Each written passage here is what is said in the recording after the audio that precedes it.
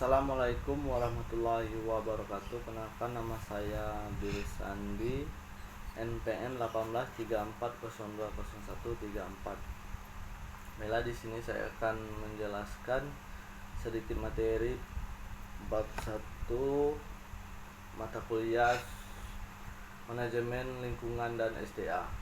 Dari bab 1, pembinaan sumber daya manusia, hubungannya dengan pelestarian sumber daya alam.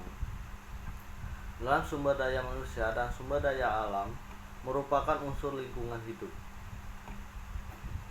Lingkungan yang pertama adalah lingkungan hidup adalah kesatuan ruangan dan semua benda, daya, keadaan, dan makhluk hidup, termasuk di dalamnya manusia di perilakunya yang mempengaruhi kelangsungan kehidupan dan kesejahteraan makhluk hidup lainnya.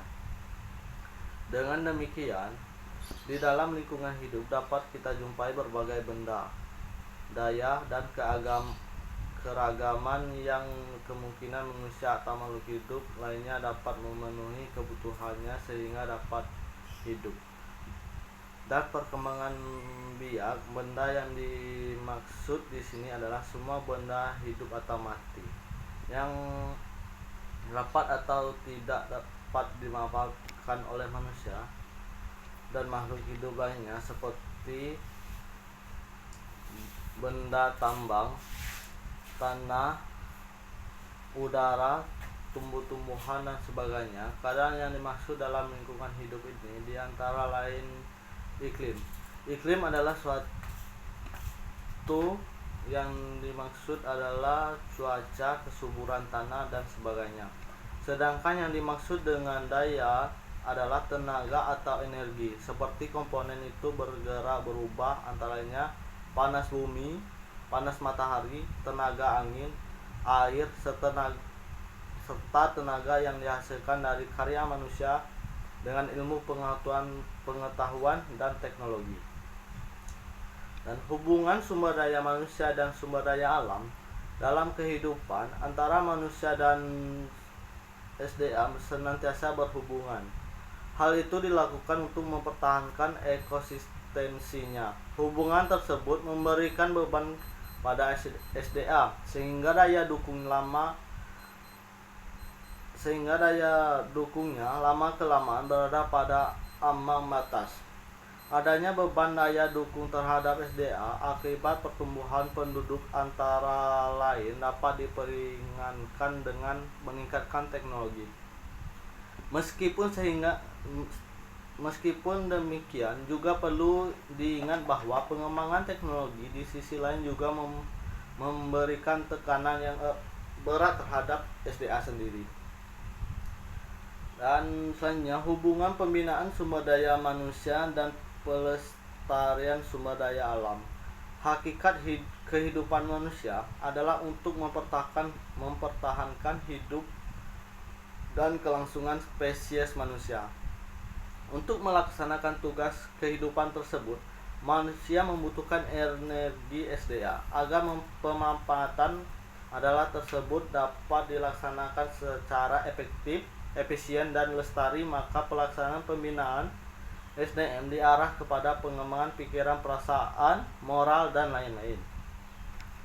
Pembinaan sumber daya manusia melalui jalur pendidikan.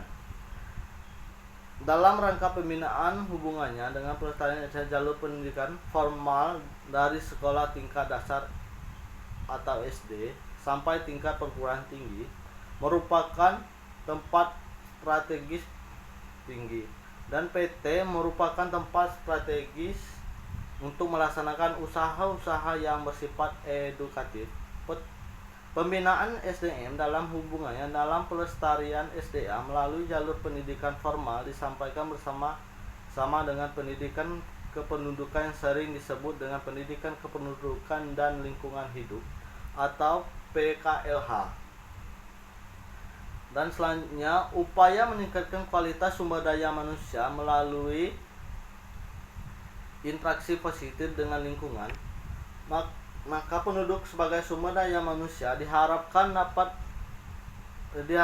dapat merupakan modal dasar bagi pembangunan. Pada kenyataannya masih menghadapi berbagai masalah baik ditinjau dari sudut pola penyebaran mobilitas, laju pertambahan jumlah dan kualitasnya, ditinjau dari kualitasnya baik fisik maupun non fisik.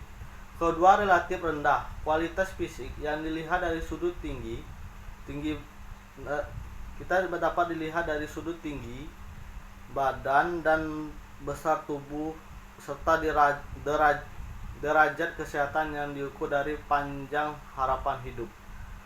Saat ini rata-rata 62 tahun relatif masih rendah, sedangkan ditinjau dari sudut kualitas non fisik seperti tingkat pendidikan masih sekitar 78%. Dari angkatan kerja hanya mempunyai pendidikan dasar atau kurang. Dan selanjutnya sebagai manusia sebagai komponen lingkungan. Apabila perbandingan keragaman dan jumlah antara spesies manusia di satu pihak dengan tumbuhan dan hewan di pihak lain, maka segera tampak betapa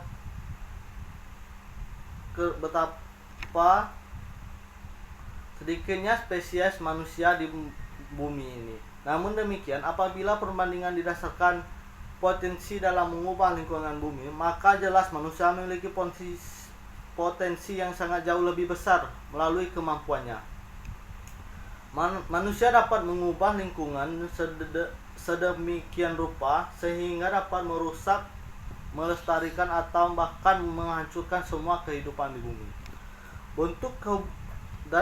Bentuk hubungan manusia dan lingkungan. Manusia berinteraksi dan lingkungan hidupnya. Ia mempengaruhi dan dipengaruhi oleh lingkungan hidupnya.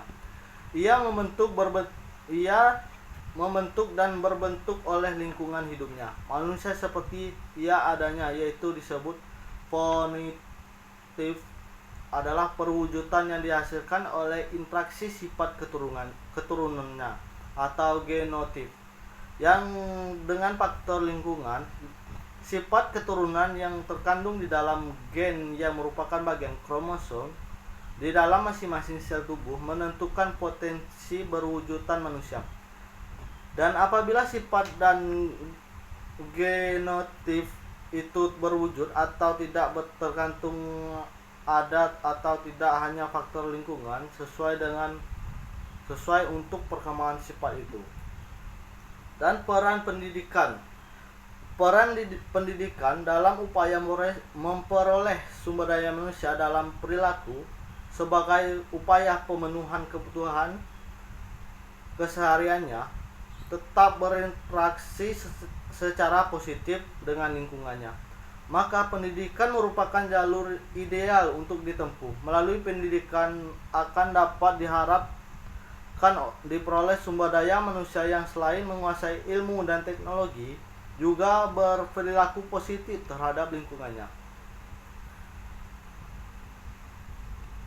Di dalam Undang-Undang Nomor 4 Tahun 1982 tentang ketentuan pokok mengenai lingkungan hidup disebut bahwa untuk menumbuhkan kesadaran lingkungan dapat ditempuh melalui dua jalur pendidikan, yaitu jalur persekolahan dan jalur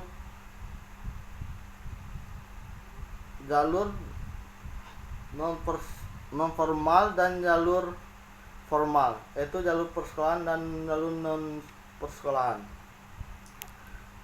Dari yang saya sampaikan tadi dapat kita simpulkan bahwa peningkatan sumber daya manusia diarahkan kepada penguasaan ilmu dan teknologi untuk mengelola sumber daya alam tanpa merusak keseimbangan ekosistemnya, dan bahkan mampu melaksanakan usaha-usaha konservasi sumber daya alam tersebut. Dengan demikian, interaksi yang terjadi antara manusia Indonesia dengan lingkungannya ada interaksi positif. Untuk berinteraksi positif, maka manusia harus belajar untuk mengenal dan mengetahui kedudukan sebagai salah satu unsur bentuk ekosistem. baik melalui pendidikan persekolahan formal maupun luar persekolahan non formal. Jadi yang saya jelaskan tadi, saya akan memberikan kepada teman-teman sebuah pertanyaan, yaitu berikanlah contoh bagaimana pemanfaatan sumber daya alam tanpa merusak keseimbangan ekosistemnya. Baiklah, mungkin itu saja yang dapat saya sampaikan. Lebih dan kurang saya mohon maaf. Cukup sekian, terima kasih. Assalamualaikum warahmatullahi wabarakatuh.